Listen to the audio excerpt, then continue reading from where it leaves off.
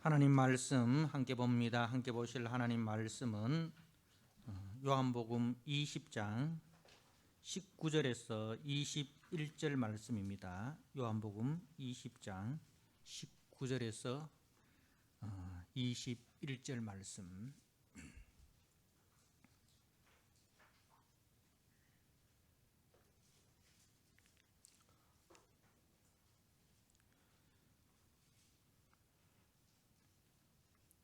주신 말씀을 봉독드립니다. 요한복음 20장 19절. 이날 곧 안식 후 첫날 저녁 때에 제자들이 유대인들을 두려워하여 모인 곳의 문들을 닫았더니 예수께서 오사 가운데 서서 이르시되 너희에게 평강이 있을지어다. 이 말씀을 하시고 손과 옆구리를 보이시니 제자들이 주를 보고 기뻐하더라. 예수께서 또 이르시되 너희에게 평강이 있을지어다. 아버지께서 나를 보내신 것 같이 나도 너희를 보내노라. 아멘. 네, 이 시간 할렐루야 찬양대가 우리 하나님 앞에 찬양을 드립니다.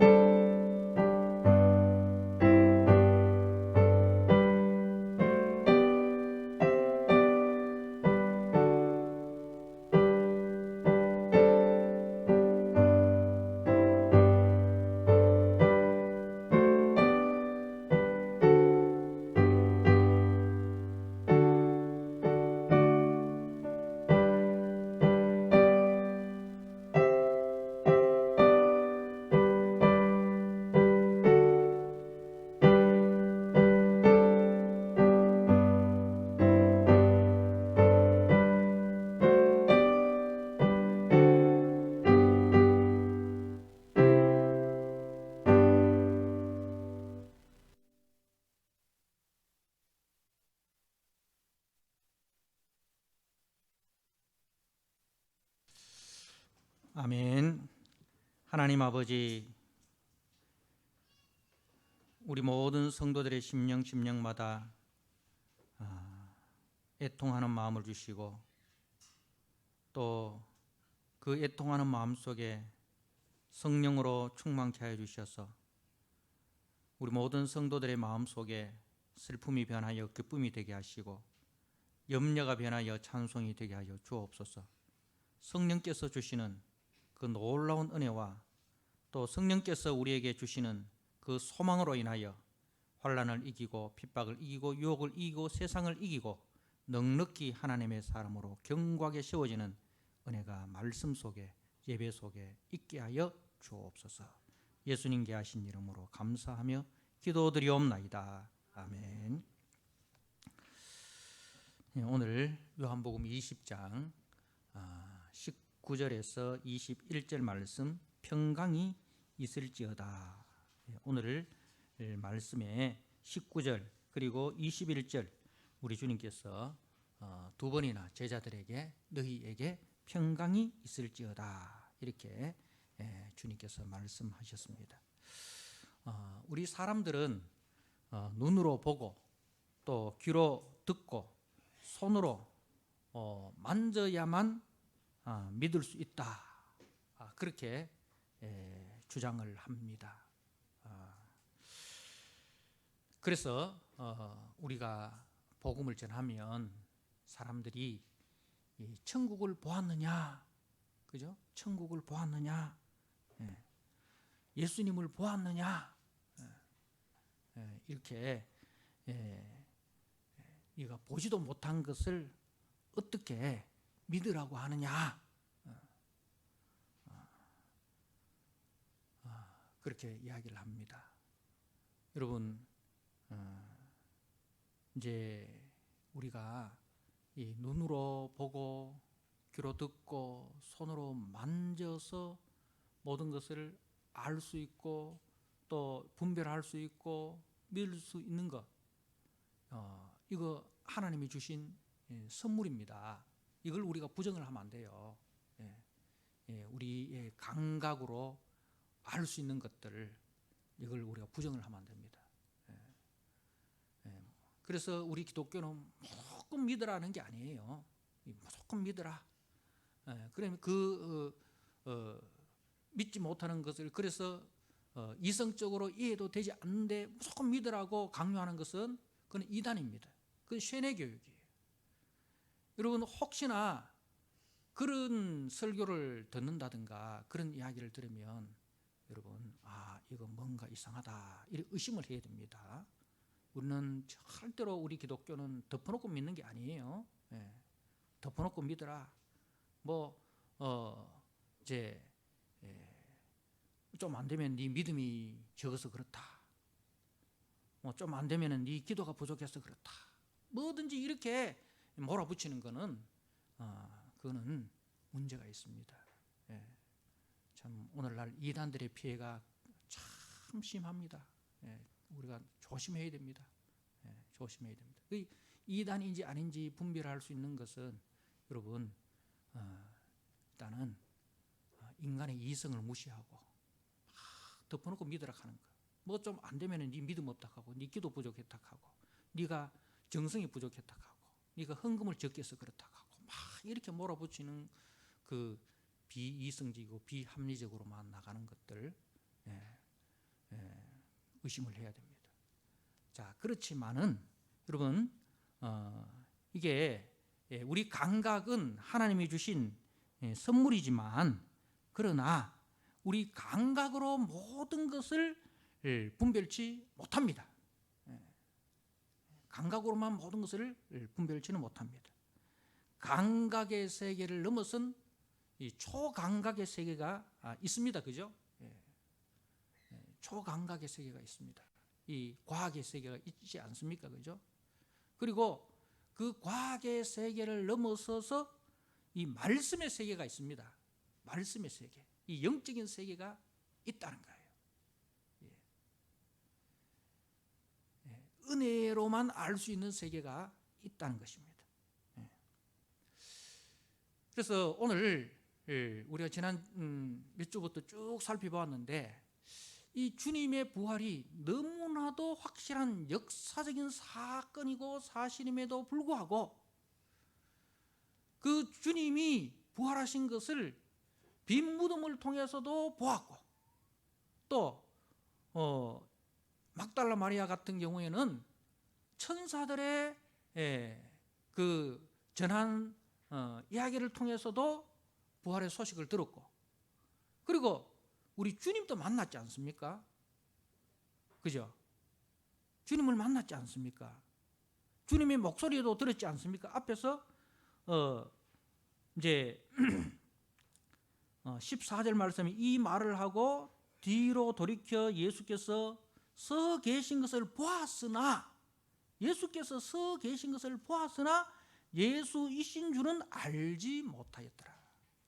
예수님이 분명히 서 계신 것을 보았어요. 그런데 예수이신 줄은 몰랐다는 거죠. 그리고 예수님께서 그 막달라 마리아에게 이렇게 말씀하십니다. 15절에 예수께서 이르시되 여자여 어찌하여 울며 누구를 찾느냐. 예수님의 음성을 직접 들었어요. 그런데 마리아는 그가 동산지기인 줄 알고 예수님의 그 모습을 눈으로 보고 예수님의 음성을 귀로 직접 들었습니다. 감각으로, 그죠? 감각으로. 감각의 세계를 통해서 예수님을 만났지만 누구라고 이야기합니까? 동산지기인 줄 알고 이르되 주여 당신이 옮겼거든 어디 두었는지 내게 이루소서. 그리하면 내가 가져가리다. 여러분,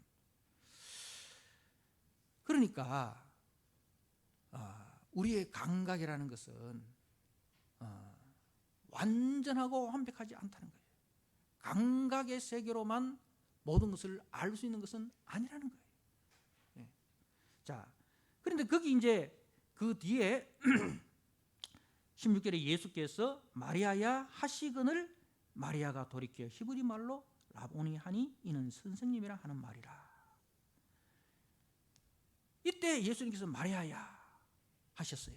그런데 앞에서 예수님이 여자여 어찌하여 울며 누구를 찾느냐. 똑같은 예수님의 음성인데 앞에서는 예수님인 줄 모르고 뒤에서 마리아야 할 때는 어떻게 예수님인 줄 알았냐.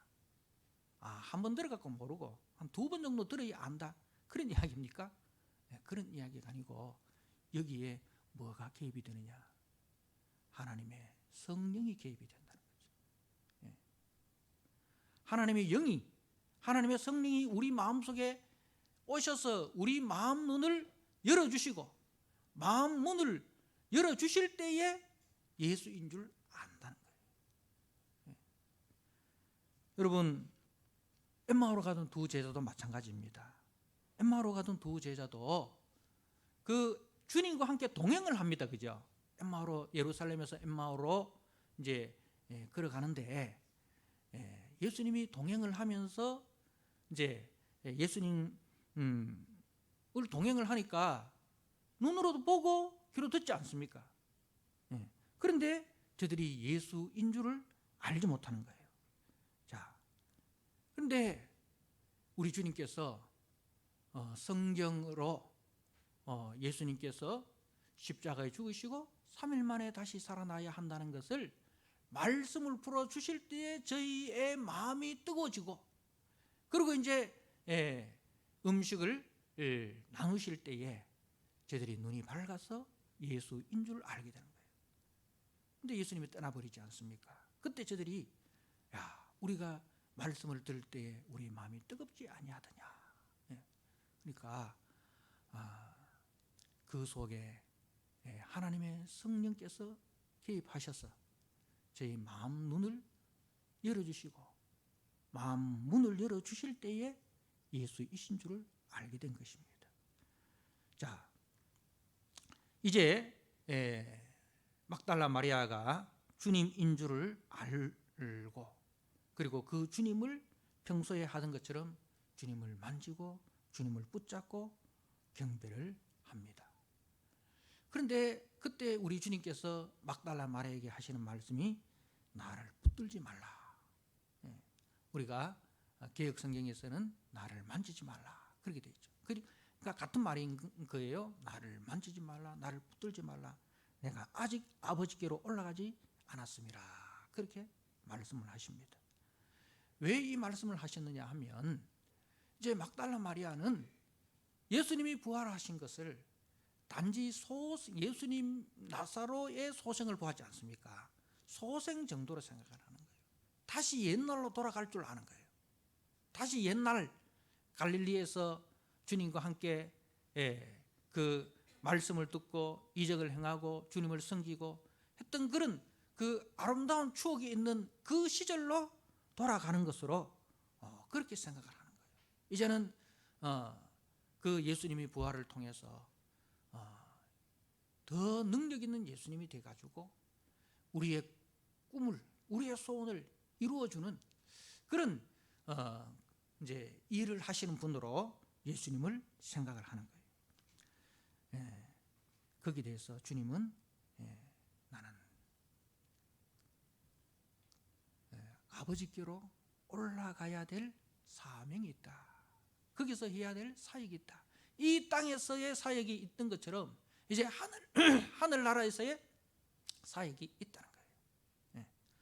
우리 주님께서 십자가에 못 박히실 때에 마지막에 다 이루었다 하시지 않았습니까? 이 땅에서의 사역은 예수님이 다 이루신 거예요. 자기 백성들의 죄값을 지불하기 위해서 자기 몸을 대속제물로 내어주시는 그 대속의 사역을 다 이루었다. 하나님 아버지께서 아들을 이 땅에 보내신 그 목적을 이제는 다 이루신 거예요. 그러면 이제는 주님께서 하셔야 될 일이 무엇입니까? 하늘에서의 사역입니다. 그런데 이제 제자들은 예수님이 다시 살아나셔서 이전보다 더 강한 힘과 능력으로 우리들의 꿈을 이루어 주시는 분이라 그렇게 이제 생각을 한 거예요. 그래서 그 주님을 붙잡고 있는 거예요. 주님 그 일을 하기 전에는 못 떠납니다. 예수님의 승천하실 때도 제자들이 그렇지 않습니까? 이스라엘을 회복할 때가 어느 때니까, 이때니까 그 일 이루어지기 전에는 주님 못 올라갑니다. 그런 그 간절함 있는 거예요. 그러니까 이제 저들은 이제 예수님이 부활하셔서 더 크신 능력을 가지시고 로마를 무너뜨리시고 이스라엘의 부패한 기득권을 심판을 하시고 주님이 정의의 왕이 되시고 그리고 그 제자들은 그 일의 집권자가 되어서 이 땅을 변화시킬 분이라 그렇게 생각을 한 겁니다. 그러나 예수님은 우리 육체의 욕망과 세상의 소원을 이루어 주시기 위해서 부활하시지 않으셨습니다. 오히려 우리 주님은 우리의 자기 중심적인 욕망과 소망을 죽이시는 분입니다. 우리 속에 아직도 꿈틀대고 있는 자기 중심적인 욕망, 자기 중심적인 그 세계관을 죽이시고 하나님 중심이고 이웃 중심의 사람으로 우리를 살리시고 살아가게 하십니다. 하나님의 뜻과 또 이웃의 그 아픔을 이해하고 포용하고 함께하는 사람으로 세우시는 거예요. 오늘 멸성경 본문에 마태복음 20장에 포도원 품꾼 비유가 있지 않습니까? 포도원의 주인이 이제 이른 아침에 나가서 품꾼을 하루에 한 데나리온을 약속을 하고 이제 부릅니다.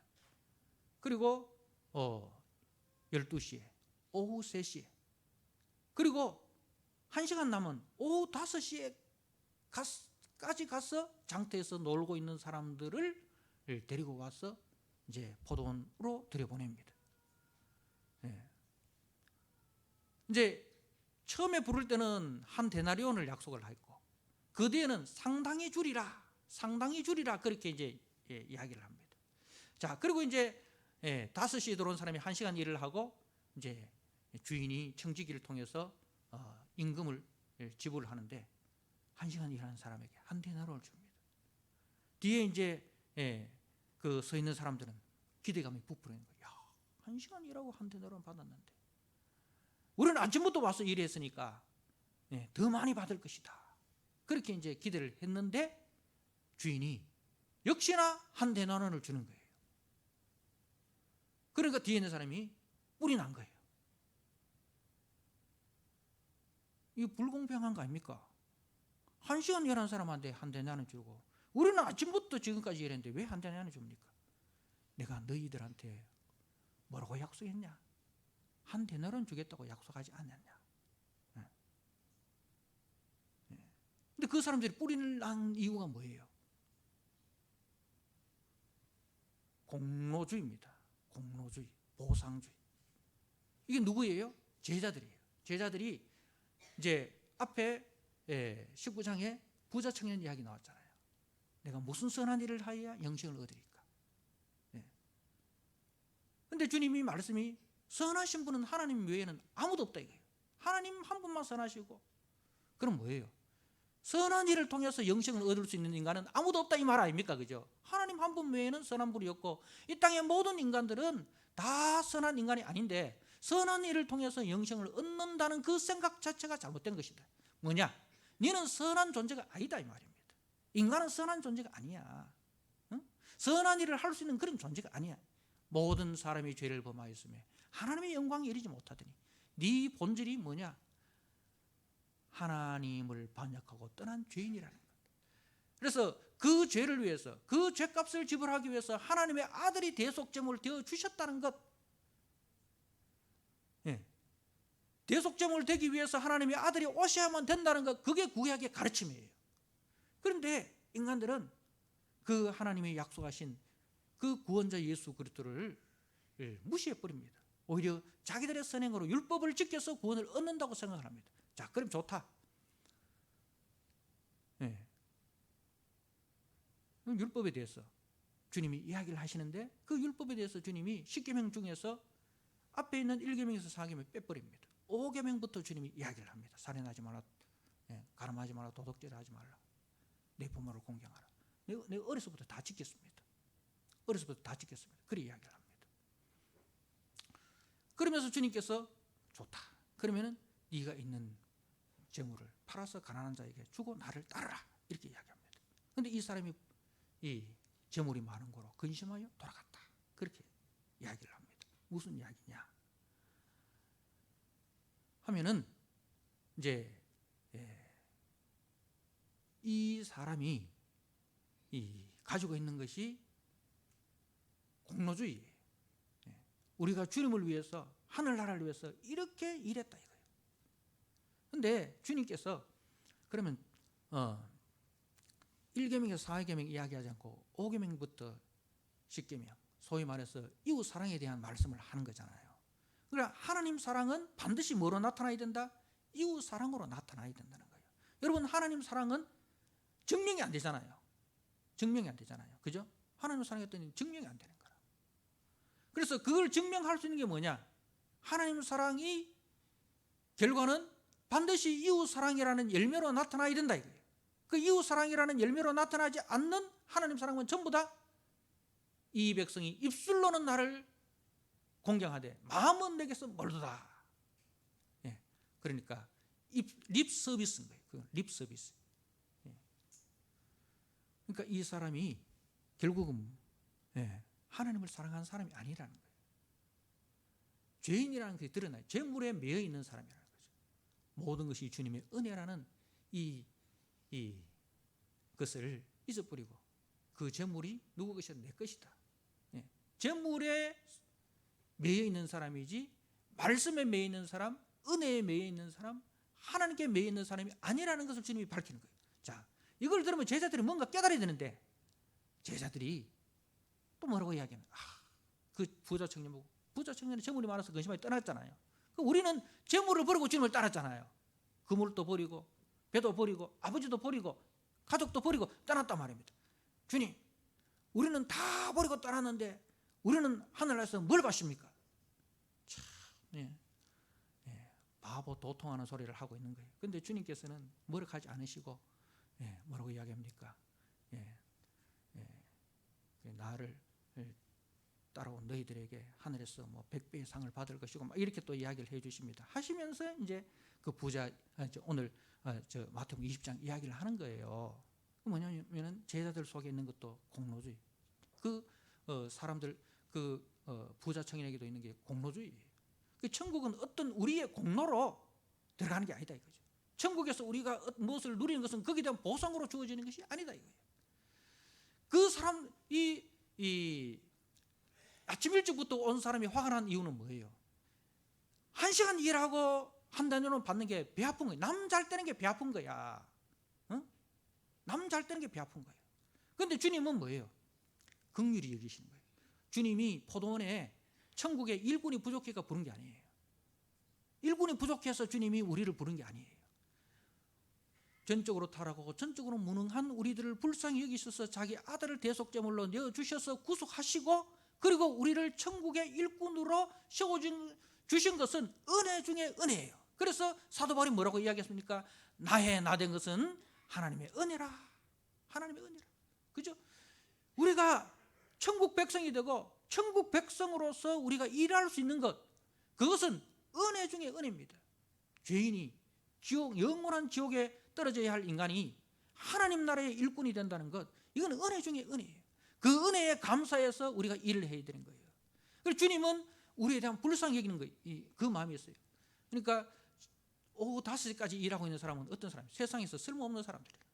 노동시장에 가면은 제일 그저 힘있고 빠릿빠릿하고 이런 사람들 데리고 가잖아요. 아침 일찍 와가지고 데리고 가고. 그래도 일손이 모자라면 그 다음 빠릿빠릿한 사람들 5시까지 이렇게 아무도 안 데리고 간다는 것은 뭐예요? 그야말로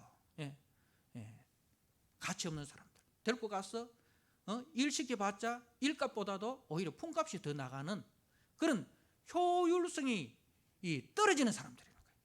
그런데 주님은 그거 따르지 않는 거예요. 한 대나라도 받아가야 집에 가서 살이라도 사고 아들 연필이라도 사주고 하는데 불쌍히 여기는 마음으로 데리고 오신 거예요. 우리를 불쌍히 여기셔서 천국 백성 삼아 주신 거예요. 긍휼히 여기셔서 삼아 주신 거예요. 그러면 우리가 어떻게 해야 됩니까? 주님 앞에 일할 때 기쁨으로 감사함으로 감격해서 그 구원의 은혜에 대해서 주님이 우리를 불쌍히 해주신 그 불쌍히 여김에 대한 기쁨, 감격, 감사로 우리가 일을 해야 되는 거예요. 그런데 우리가 교회에서 말이죠, 내가 이 교회를 개척할 때에 벽돌 쌓을 때 니 뭐 있냐? 그때 니 있었냐? 니는 태어나지도 않았잖아. 그래 놔놓고 니가 교회 온 지 몇 년이냐? 1년밖에 안 됐는데 교회에서 이거 해라 저거 해라 큰 소리 치고 입 다물고 있어. 적어도 교회에서 말을 하려고 하면 교회 세울 때 벽돌에도 한 장 놓고 그런 사람이 말을 하는 것이지. 이런 기득권의 사상을 갖고 있는 여러분, 그건 교회가 아니에요. 그건 세상이에요. 그건 세상이에요. 교회는 그런 것이 아니라는 거죠. 천국은 그런 것이 아니에요. 자, 사랑하는 성도 여러분, 교회는 세상이 아닙니다. 물론 교회가 아직 완전하고 완벽하지 않았기 때문에 세상적인 요소가 있을 수 있어요. 다 우리가 부족하기 때문에, 다 우리가 연약하기 때문에, 그죠? 우리 속에 아직 세상적인 그 세계관이 있어서 하나님께 영광을 돌리지 못하고 형제에게 아픔을 주고 상처를 주는 그런 일들이 있을 수는 있지만은, 그러나 그것은 우리가 합리화해야 될 대상이 아니고 그것은 그죠? 날마다 버려야 할 대상이고 십자가에 못 박아야 할 대상인 거예요. 그죠? 우리는 하나님께서 우리를 불러주신 그 은혜에 대해서 감사하고 감격해서 그 하나님의 부르심을 그 뜻을 향해서 나아가는 것이 우리 성도들의 사명이라는 말씀입니다. 자, 이제 예수님의 부활로 우리가 주님의 형제가 되었습니다. 앞에 말씀에 주님께서 이제 막달라 마리아에게 하실 말씀이 제자들에게 전해야 할 소식을 이야기해 줍니다. 너는 내 17절에 너는 내 형제들에게 가서 내 형제, 예수님을 제자들을 내 형제로 이렇게 불러주십니다. 이전에는 그렇게 불러주지 않는데 예수님의 부활을 통해서 예수님의 형제가 되고 예수님이 하나님의 맏아들이 되고 부활의 첫 열매가 되고 이제는 우리는 그 부활의 첫 열매를 통해서 뒤에 이어 등장하는 두 번째, 세 번째 열매, 그러니까 예수님과 뭐가 되는 거예요? 한 몸이 된 거예요. 내 형제라는 것은 하나님과 한 몸이 되고 예수님과 한 몸이 되고, 그러니까 교회는 뭐예요? 머리 대신 그리스도, 그리고 그 머리 대신 그리스도의 몸으로 우리가 붙어 있는 거예요. 얼마나 감사합니까? 그러니까 예수님께 일어난 일들은 다 이제는 누구에게도 일어난다? 나에게도 너희에게도 일어난다는 것을 이야기하는 거예요. 예수님의 부활이 예수님의 부활로만 그치는 것이 아니라 뭐예요? 형제된 우리들의 부활로도 나타난다. 예수님께서 하늘나라에서 누리는 그 영광이 예수님에게만 해당되는 것이 아니라 저와 여러분에게도 동일하게 해당된다는 그 말씀이 바로 내 형제들이라는 말씀이에요. 내 형제들에게 가서 이르되 내가 내 아버지 곧 너희 아버지 내 하나님 곧 너희 하나님께로 올라간다. 이 말 속에는 뭐예요? 예수님에게서 일어난 일들이 다 나에게도 일어나는구나. 예수님, 하나님과 예수님이 하는 모든 일들은 다 이제는 누구를 위해서 하는 일이라 나를 위해서 하는 일이구나. 이런 말씀이 들어있는 거예요. 이걸 전해라 이건 말입니다. 자,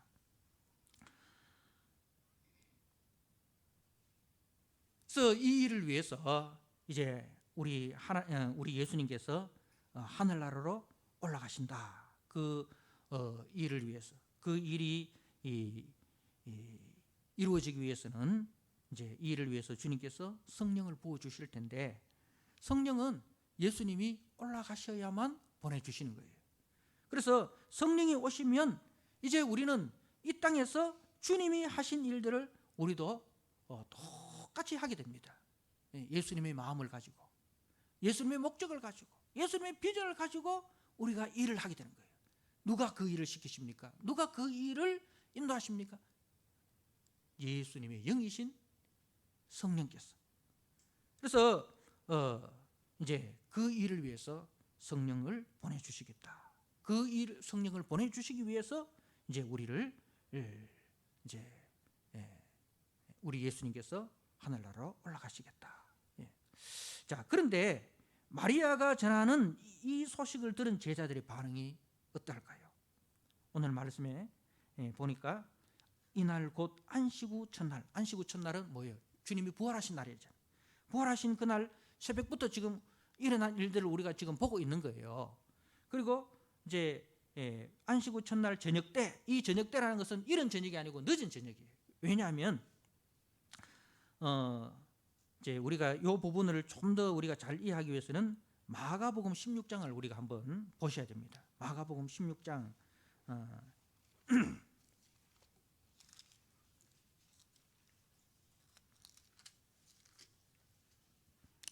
마가복음 16장 9절 말씀을 보십시오.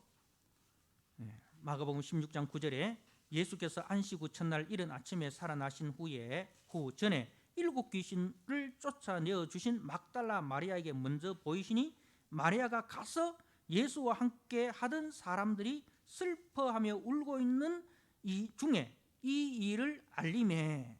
그러니까 이제 우리가 앞에서 봤잖아요. 요한복음에서 막달라 마리아가 제자들에게 가서 이제 전했습니다. 그래서 베드로와 요한이 와서 빈 무덤을 확인하고 돌아갔지 않습니까? 그리고 또 막달라 마리아가 이제 주님을 만나고, 그죠? 무덤 앞에서 주님을 만나고 제자들에게 갔습니다. 오늘 이야기입니다. 오늘 우리 그 요한복음의 본문 이야기입니다. 자, 그런데 그들은 예수께서 살아나셨다는 것과 마리아가 그에게 보이셨다는 것을 듣고도 믿지 아니하니라. 그러니까 이제 두 번째 이야기, 두 번째 마리아가 두 번째 전한 이 이야기도 이제 내가 예수님을 직접 보았다.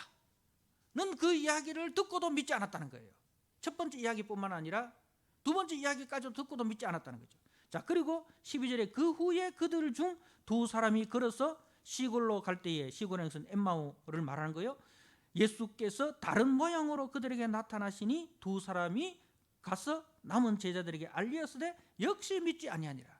엠마오로 가는 두 제자들을 밤에 주님을 만났잖아요, 그죠? 그리고 저들이 예수인 줄 알고 다시 예루살렘으로 올라갔습니다. 올라가서 제자들에게 우리가 주님을 만났다, 그 이야기를 했어요. 그런데 저들은 역시 믿지 않았다. 그리고 14절에 그 후에 11 제자가 음식을 먹을 때에, 바로 오늘 본문 이야기입니다. 그 후에 11 제자가 음식을 먹을 때에 예수께서 그들에게 나타나사라고 이제 말씀을 하는 거예요. 자, 여러분 한번 보십시오. 이제 막달라 마리아를 통해서 두 번이나, 그리고 엠마로 가는 두 제자를 통해서 예수님의 그 부활의 소식을 들었음에도 불구하고 저들은, 제자들이 유대인들을 두려워하여 모인 곳에 문을 닫았더니, 유대인들을 두려워, 예수님을 십자가에 못 박힌 그 유대인들이 두려워서 문을 닫고 있는 거예요. 여러분, 문 닫고 있는다고 뭐 유대인들이 못 찾습니까? 문 못 열겠습니까? 그럼에도 불구하고 저들이 할 수 있는 일은 그냥 두려움에 사로잡혀서 문을 닫고 있을 수밖에 없는 그 연약한 그 모습을 우리에게 보여주고 있는 거예요. 자, 그런데 모인 곳에 문을 닫았는데 예수께서 오십니다. 문을 닫았는데, 그러니까 문을 닫았다는 것은 안에서 안 열어주면 밖에서는 안 열린다 이 말입니다. 그죠? 밖에서 열고 들어가는 게 아니고 안에서 열어주어야 되는데, 근데 안에서 열어주지도 않았는데 예수님이 제자들의 모임 속으로 들어온 거예요. 이르시되 너희에게 평강이 있을지어다. 사랑하는 성도 여러분,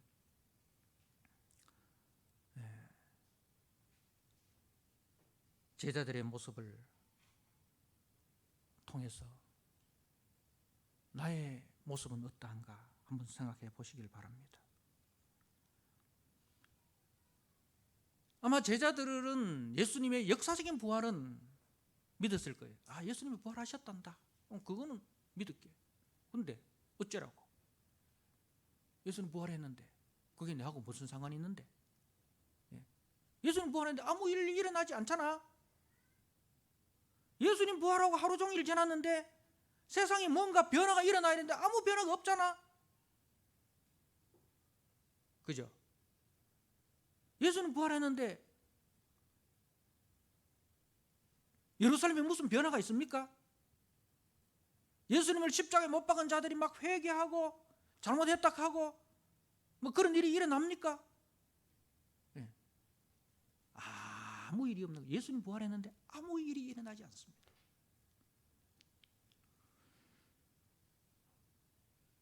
그러니 저들은 예수님의 역사적인 부활은 믿었는데, 근데 그 부활로 말미암아 아무 일이 일어나지 않으니까 그 부활이 자기들과는 관계없는 부활로 여기는 거예요. 그래서 저들의 그 부활의 믿음은 남에게 전할 수 없는 믿음이에요. 남에게 예수님 부활하셨다 기쁨과 감격 속에 전하는 그 믿음이 아니에요. 또 예수님 부활하셔도 우리도 예수님처럼 살아야 되겠다 그런 생각을 가지게 하는 믿음도 아니에요.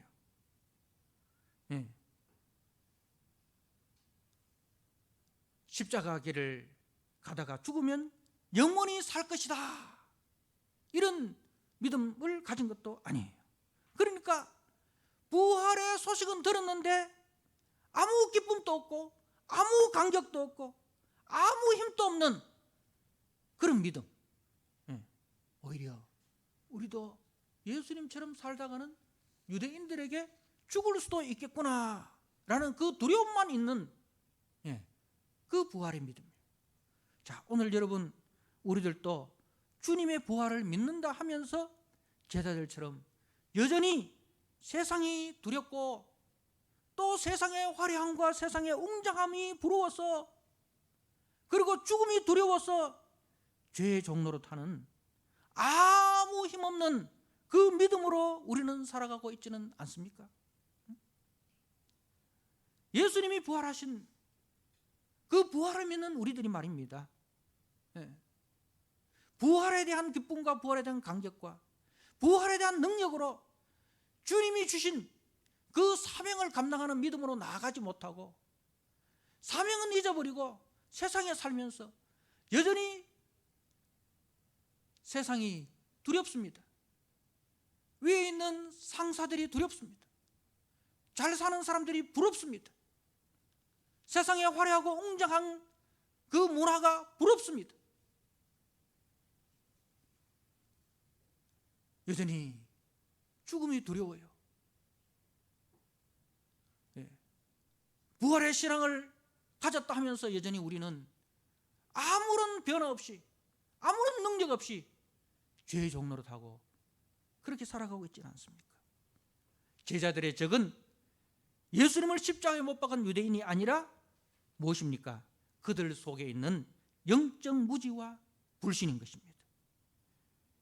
사랑하는 성도 여러분, 그 영적 무지와 불신 속에 있는 그 제자들에게 주님이 찾아오셨습니다. 너희에게 평강이 있을지어다. 그 주님이 우리를 불쌍히 여기시고 긍휼히 여기셔서 우리 삶의 현장 속에 찾아오셔서 너희에게 평강이 있을지어다. 오늘 그 평강이 저와 여러분에게 임하셔서 힘 있는 부활의 증인으로 살아가는 저와 여러분 되시기를 주님의 이름으로 부탁드립니다. 아멘. 아버지 하나님, 우리 속에 있는 영적 무지와 불신을 주님 몰아내 주시고 우리 속에 평강을 주시옵소서. 부활의 평강을 주시고 부활의 능력을 주시옵소서. 그리하여 주님이 우리를 이 세상에 남겨두신 그 이유와 목적을 깨닫고 주의 성령으로 충만하여 그 사명에 충성되게 살아가는 우리 모든 믿음의 성도들 되게 하여 주옵소서. 예수님 귀하신 이름으로 감사하며 기도드리옵나이다.